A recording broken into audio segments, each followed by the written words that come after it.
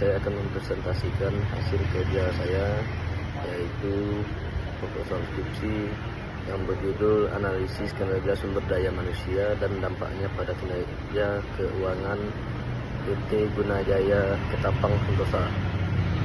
Lanjut ke latar belakang. Latar belakang sumber daya manusia (SDM) merupakan faktor krusial bagi keberhasilan perusahaan. Kinerja karyawan yang baik meningkatkan produktivitas dan efisiensi. Sebaliknya, penurunan kinerja SDM berpotensi menurunkan pendapatan dan menaikkan biaya operasional. PT Gunajaya Ketapang Sentosa mengalami fluktuasi produktivitas, peningkatan absensi, turnover relatif tinggi, dan dinamika rasio keuangan (ROA, ROE, CR, DER). Semua fenomena ini mendorong analisis hubungan kinerja SDM terhadap kinerja keuangan perusahaan. Lanjut, permasalahan penelitian. Masalah utama: bagaimana kondisi kinerja SDM di PT Gunajaya Ketapang Sentosa dan bagaimana kondisi kinerja keuangannya? Apakah produktivitas, absensi, turnover, dan kompetensi memengaruhi kinerja keuangan? Apakah pengaruh tersebut terjadi secara parsial maupun simultan? Tujuan analitis menguji hubungan sebab akibat antara 4 dimensi kinerja SDM X1 sampai X4 dengan 4 indikator keuangan Y1 sampai Y4. Tujuan penelitian mendeskripsikan kinerja SDM, nilai produktivitas, absensi, turnover, dan kompetensi karyawan di perusahaan. Yang kedua, mendeskripsikan kinerja keuangan, menganalisis ROA, ROE, current ratio, dan DER untuk periode penelitian. Yang ketiga, menguji pengaruh variabel, menguji pengaruh produktivitas, absensi, turnover, dan kompetensi parsial dan simultan terhadap kinerja keuangan. Manfaat penelitian. Yang pertama, manfaat teoritis. Kontribusi pada ilmu manajemen SDM dan keuntungan melalui bukti empiris hubungan SDM keuangan. Yang kedua, pengayaan literatur human capital dan balance scorecard di konteks Kalimantan Barat. Tiga, referensi untuk penelitian selanjutnya di bidang serupa. Nah, ini manfaat yang kedua, manfaat praktis. Bahan evaluasi kebijakan SDM bagi manajemen PT Gunajaya Ketapang Sentosa. Dasar perancangan pelatihan, penilaian kerja, dan strategi retensi. Panduan alokasi sumber daya untuk meningkatkan kinerja keuangan. Bab 2. Landasan teori dan variabel. Landasan utama. Kinerja SDM dioperasionalisasikan melalui produktivitas X1, absensi X2, turnover X3, kompetensi X4.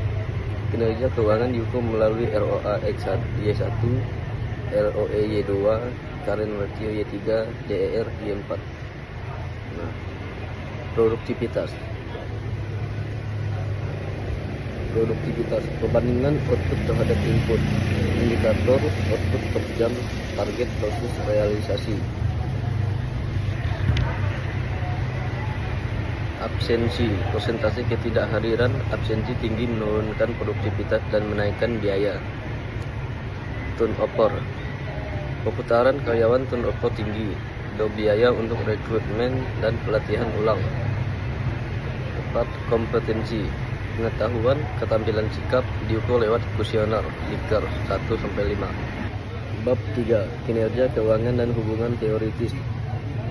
Indikator keuangan, ROA, efisiensi pemanfaatan aset, ROE, tingkat pengembalian modal pemegang saham, current ratio, likuiditas jangka pendek, DER, komposisi pembiayaan utang proses ekuitas. Teori mengaitkan peningkatan kinerja SDM produktif, kompeten, absensi rendah, turnover rendah dengan perbaikan margin, likuiditas, dan profitabilitas. Human capital, produktivitas, profitabilitas. BSC pembelajaran dan pertumbuhan SDM mendukung proses internal hasil keuangan. Teori efisiensi, pengurangan absensi dan turnover menurunkan biaya operasional. Bab 2. Hipotesis dan penelitian terdahulu. Pertama, produktivitas berpengaruh positif signifikan terhadap kinerja keuangan. Kedua, absensi berpengaruh negatif signifikan terhadap kinerja keuangan. Ketiga, tone open berpengaruh negatif signifikan terhadap kinerja keuangan. Keempat, kompetensi berpengaruh positif signifikan terhadap kinerja keuangan. Dan yang kelima, keempat dimensi SDM secara simultan berpengaruh signifikan terhadap kinerja keuangan. Penelitian terdahulu, Prasetyo dan Wahyuni 2020, Santoso 2022, Nugroho dan Sari 2023, Kurniawan 2023, umumnya menunjukkan hubungan signifikan antara dimensi SDM dan indikator keuangan. Namun konteks perusahaan menengah di ketapang relatif jarang diteliti. Bab 3. Metode penelitian. Pendekatan kuantitatif, deskriptif, verifikatif, desain kausal, research dengan cross-seksional, dan analisis time series laporan keuangan 2021 sampai 2023. Yang pertama, populasi dan sampel. Populasi seluruh karyawan tetap PT Gunajaya Ketapang Sentosa and sampel. Proportionate Scientific Random Sampling, rumus sloping E sama dengan 10%. Yang kedua, teknik pengumpulan. Kuesioner atau Likert untuk kompetensi, dokumentasi atau absensi, tone open, produktivitas laporan keuangan. One sloping E sama dengan 10%. Yang kedua, teknik pengumpulan. Kuesioner atau Likert untuk kompetensi, dokumentasi atau absensi, tone open, produktivitas laporan keuangan. Wawancara tidak terstruktur dengan manajemen. Yang ketiga, analisis data. Statistik deskripsi, uji padilitas, reliabilitas, uji asumsi klasik, normalitas, dan multikolinialitas, heteroskedastisitas, autokorelasi, regresi linear berganda, uji T dan X, serta interpretasi adjusted errors. Berat 2. 4. Batasan penelitian. Objek tunggal PT Gunajaya Ketapang Sentosa periode 2021 sampai dengan 2023. Variabel SDM terbatas pada 4 dimensi dan pendekatan kuantitatif. Kesimpulan dan rekomendasi praktis. Yang pertama, prioritaskan program pelatihan untuk meningkatkan kompetensi karyawan. Yang kedua, implementasikan kebijakan retensi dan program kesehatan untuk menurunkan absensi dan turnover. Yang ketiga, gunakan hasil analisis untuk mengarahkan alokasi anggaran SDM demi meningkatkan ROA dan ROE.